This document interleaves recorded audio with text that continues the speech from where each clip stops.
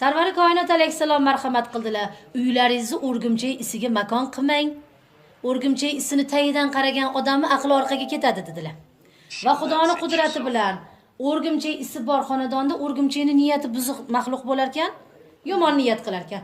Bitta o'rgimchakning isini tagi bilan tozalab olgan xotinga Alloh taolo bitta qo'yi so'yib qurbon qilib, xomtalash qilib tarqatdi savobini yozib qo'yar ekan. Mana. Kelin poshshani isi ovaring desa, nega endi faqat men deganda undan oldin savobini yetsa yugurib borar ekan. Biz yetishni bilmaymiz-da. Ani isi olinsa ensasi qotdi deydi bir ayol bir kuni. Bitta ko'rishdikda, keyin ko'rishgan. Siz yetishni bilmagansiz onam. Uni vadag'aylab jahli bilan yetmaydi. Xotirjam o'tirganda bugun bir narsa eshitib keldim.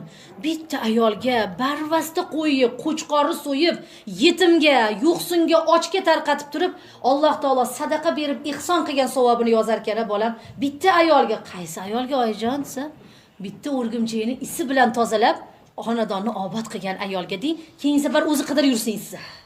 Mana.